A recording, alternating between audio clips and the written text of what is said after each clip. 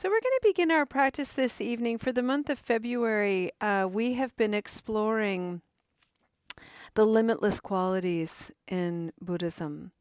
And there are many, but in a traditional Buddhist practice, the focus is on four.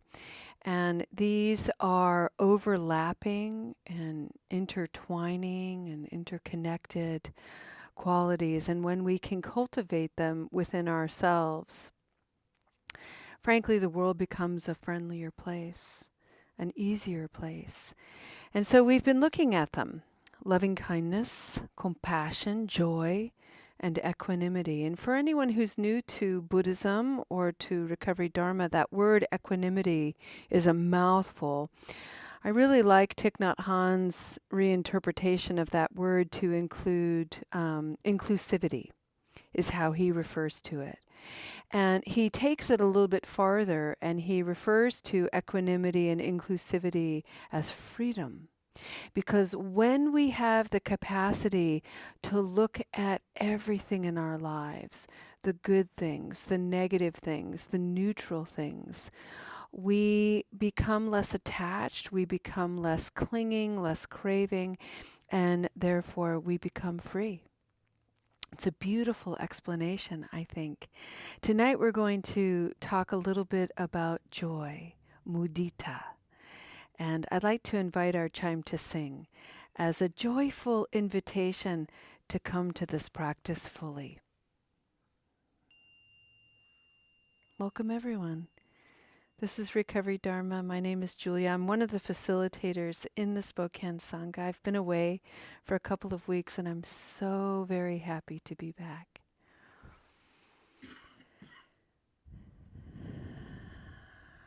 I'd like to invite us to arrive fully to this exploration of joy.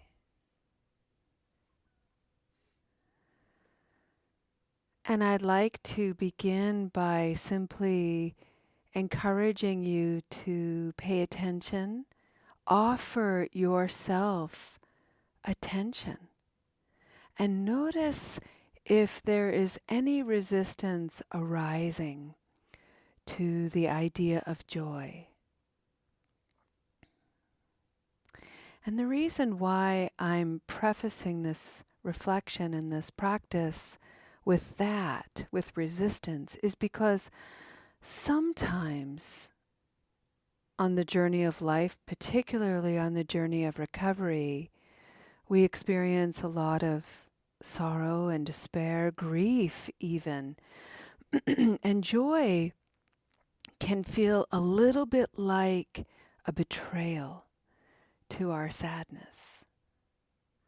We don't want it. We don't feel like we deserve it. It feels a little out of reach. And this could be because maybe our definition of joy is something that is inflated or distorted. Perhaps our idea of joy is unclear. And so if you're noticing in your own mind and body a little resistance, that is a joyful awareness to have.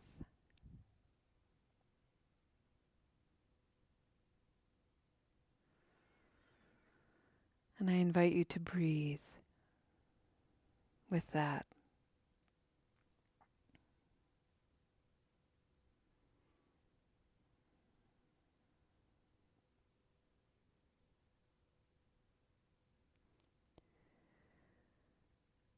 Toward our conclusion last night, I recommended a book, beautiful book by Thich Nhat Hanh called True Love.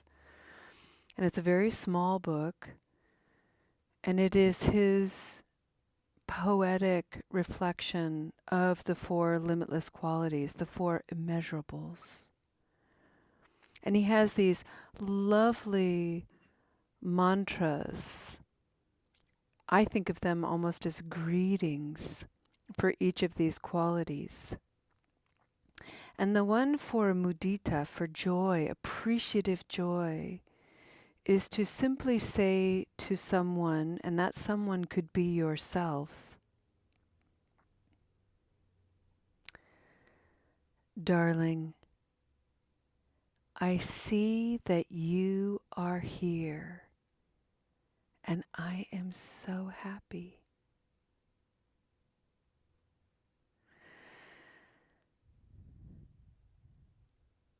The word darling is intentional, and it is a way of inviting the mind to be soft, to be gentle, to find a degree of innocence and intimacy, really. And it might feel awkward to refer to yourself as darling, but I encourage you to play with it. And if you feel a whole lot of resistance, that's okay. You might even say friend instead. But something friendly, something soft, something amicable. Darling, I see that you are here. I see that I am here.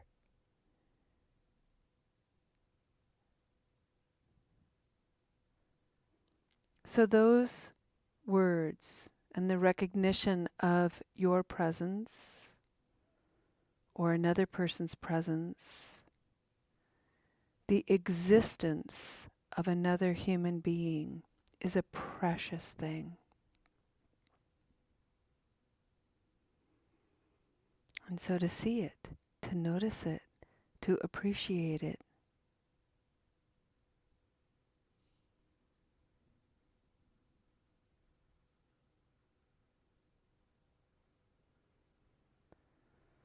I am so happy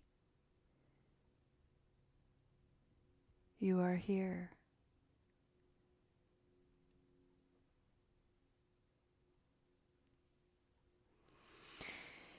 And maybe that isn't quite true. Maybe the feeling isn't happy. Maybe it's a different feeling. Perhaps it's because this individual is somebody who challenges your sensibility.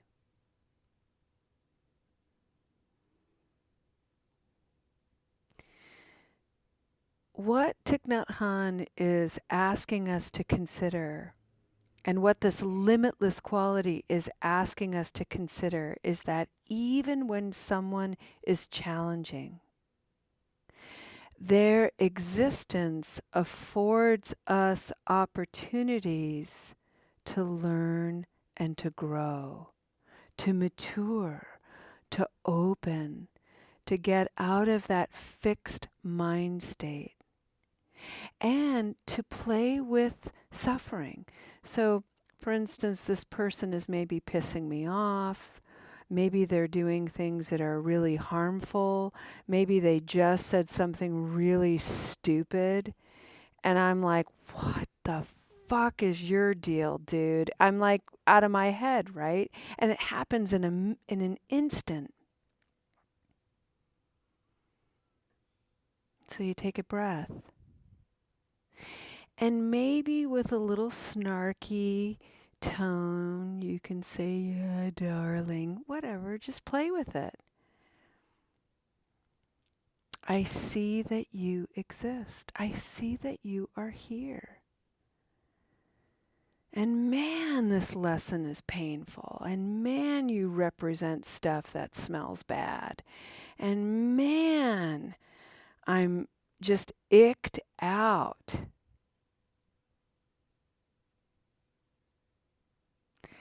And look at all that awareness.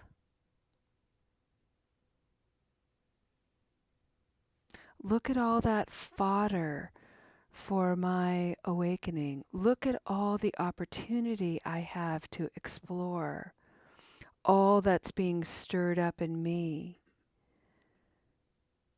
Past memories, past experiences. Maybe what's stirring up in me is a legacy.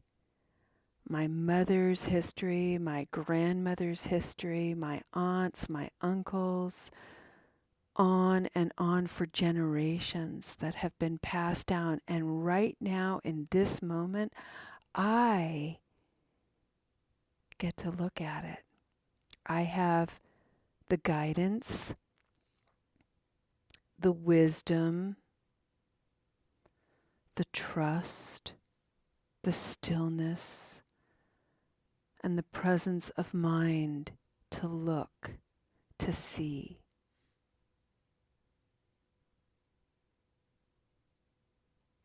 And that is what stirs appreciation.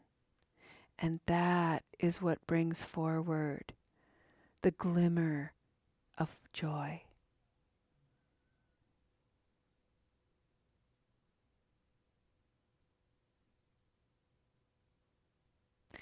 It's not about looking at this person that is so challenging, so obnoxious, and suddenly putting a veneer over them that's like, oh, you're a good person, oh, this is okay. And it's not excusing them in any way.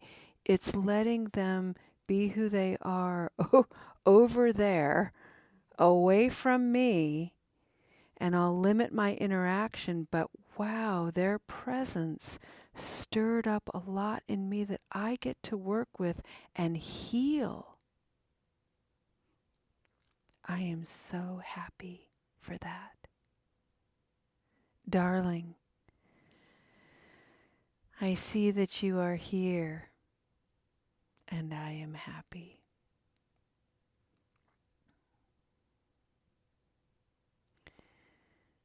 And for the final reflection of this particular practice, let's allow that obnoxious, smelly, crusty old icky one to be ourselves, because we all have those qualities, right?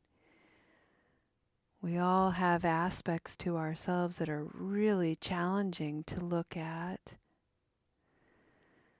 And so if we can just take a moment to be equanimous, yeah, I'm this really wonderful mixture of sweet and sour. Darling, I see the sour in me, and I am happy.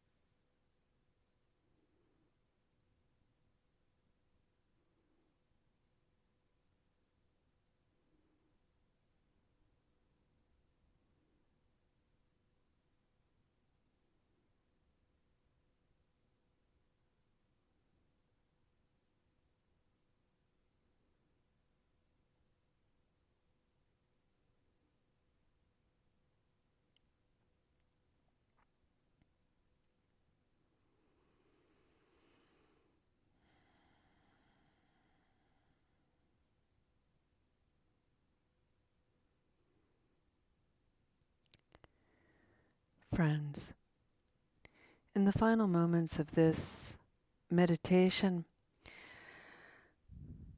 I'd like to also share that the limitless qualities of loving kindness, compassion, joy, and equanimity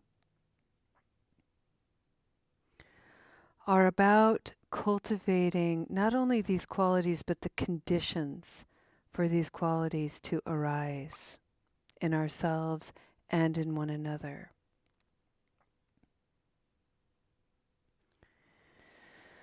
Recently, we had a new member, a new visitor to Soul Center and to Recovery Dharma, who put forward a message that is misaligned with the mission and the integrity of Soul Center, and that is all lives matter. And while that is true, and this person was presenting this in contrast to the campaign of Black Lives Matter, all lives matter, we've heard it all. And on behalf of the Spokane Sangha and Soul Center, that is not something we encourage. We encourage the promotion of Black Lives Matters. And the reason is, particularly for me, as a person of privilege, it is my reverent obligation to elevate anyone in a position of marginalization that has been systematic. We live in a rich nation that has a history of bitter, cruel, and brutal oppression of people of color, indigenous people, and so on. And it is a noble responsibility to use privilege to elevate and bring forward their need, their story, their oppression, to create space for them. So it's true that every life in all of the universe matters, exists, but we are here to make sure that voices that have been silenced for so long are heard. Presence is seen. The conditions for their joy is created.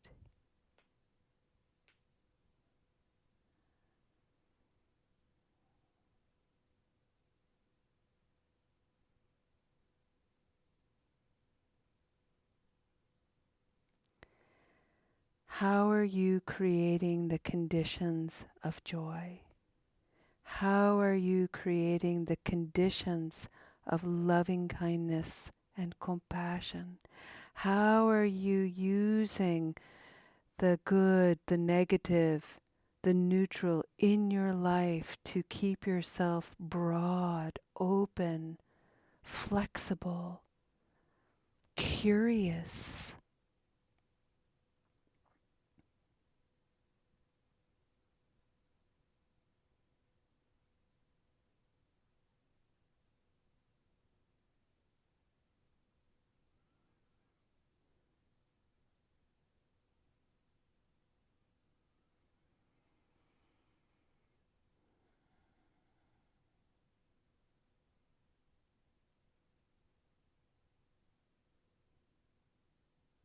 It's such a wonder to practice. And it truly has been and continues to be the single greatest privilege.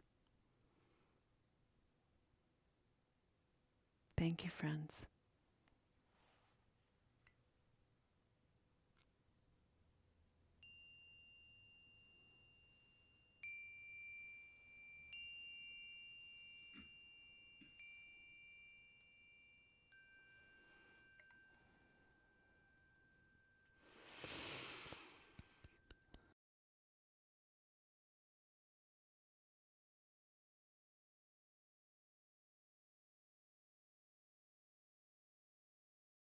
Okay, let's end this.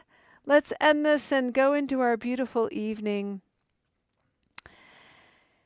Oh, come to a noble posture.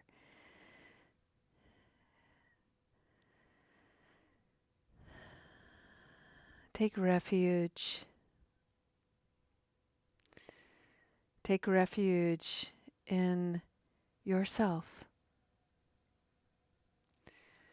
And I know maybe some of you have had aspects of your journey where you couldn't trust yourself, where your actions and your mind led you down paths of untrustworthiness, confusion, and so on. But in this moment, you can trust your mind, your heart, your innate wisdom, your creativity and wonder, your curiosity and beauty. All of it in the presence of you.